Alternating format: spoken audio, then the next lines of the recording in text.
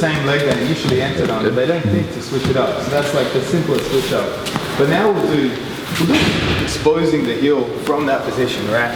So just so you guys know, like, I'm not gonna run over like in much detail all the positions and all the explosions. Like when I say exposure, like exposing the heel. But what we'll do is we'll look at like leg palming, you know what I mean? Like we'll look at switching from leg to leg. But obviously we need to know how to do an outside heel hook and we need to know how to do an inside heel hook. So now we'll show how to expose it from here, right? So what I want to say about this is, some people will do like a traditional style.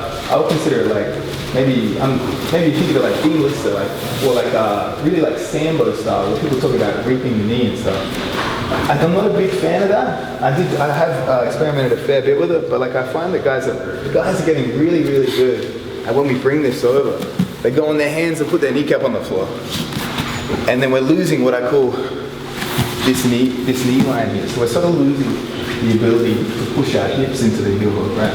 You can still get some rotation in the ankle, but it's not going to be a devastating heel hook. Some guys don't even want to reap, but they want to dig for the heel, and they want to turn the opponent away to expose it, right? But again, we're sort of turning them the way they might want to go to rip their knee out.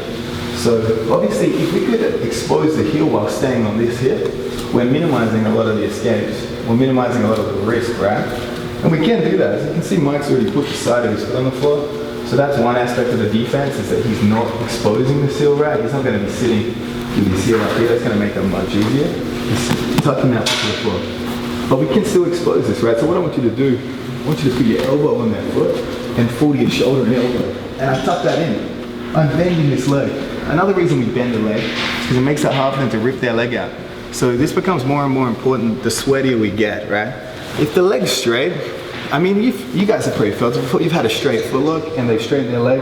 They've been able to just like power out of it. Like even white belts will do that. So what we want to do is when we bend that leg and I stay on the side, if Mike pulls away, he sort of pulls me with him. You see that? We've got quite a clamp here. So when we bend it, their leg's not going to slip out. So the next step is I want to lift their foot off the floor, because while their foot's on the floor, we're not exposing that heel hook in any way. So I lift my butt up and I put the ankle bone.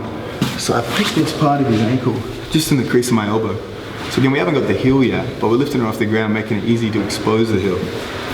So we're on the shoulder, I lift it up. So you guys can see where I've landed with it. The ankle bone's in the crease of the elbow.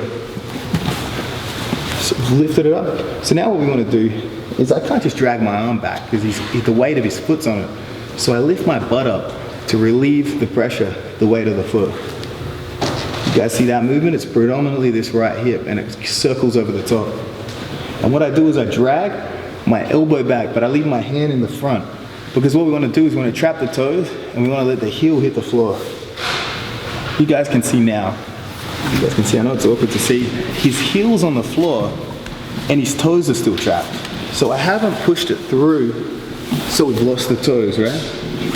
We want the toes to remain in the armpit and we want the heel to fall to the floor.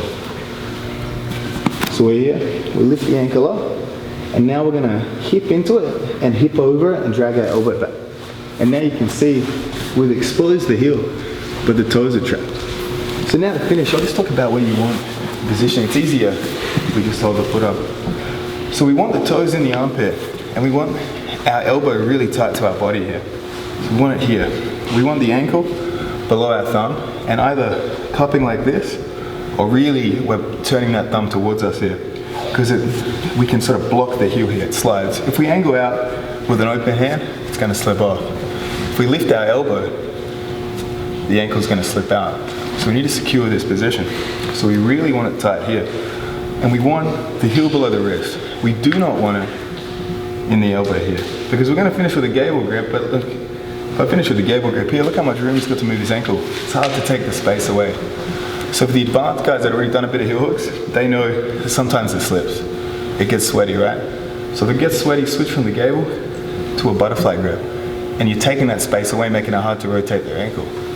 But when we secure this grip, toes trapped in the armpit, I turn my thumb out, I grab a gable grip, and I really use that grip to pull my elbows together, super tight, as tight as we can. We don't want anything to slip, right? So that's the end position. But again, the thumb remains pointed at us and the gable grip So that's real important. We don't want it this way. That's gonna slip. So again, if we secure with one hand, we angle the thumb at us and secure the gable grip. Now to finish, we're just gonna finish with our hips, and we're gonna rotate the hands to our center line. I don't want any sort of rotation of my body. When I rotate away, I'm turning the direction they want to go to really relieve the pressure and maybe escape the knee line.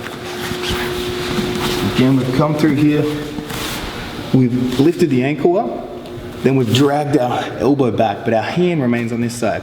Common mistake is dudes will reach back with the hand, they'll drop their hips. Yeah, either they grab it or now I can't bring the hand back through, right? So again, we slip it through. So you can see I got my hand through here. I can turn my thumb towards me, secure the gable grip, and then I hip into it like an armbar, and I drag my hands to my center. Tap. So we've already got the tap. So again, I don't want to see any of this rotation. That's how we lose it, right? We want to finish it on this side. We want to expose the heel on our hip. We want to finish the heel hook on our hip. And we're going to minimize any chance they have to roll out of there. Because it's really frustrating to expose the heel and then lose it after all that work. Are you rolling your wrist at all on the finish? Just like, I just move my wrist towards me.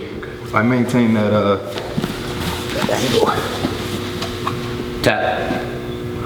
So I would just bring the heel sort of to your center line, and then hips like an armbar. So don't put it on quick either, guys. Just put it on real slow, and make sure you're using your hips. Did anyone have any questions? All right, 3, 2, 1.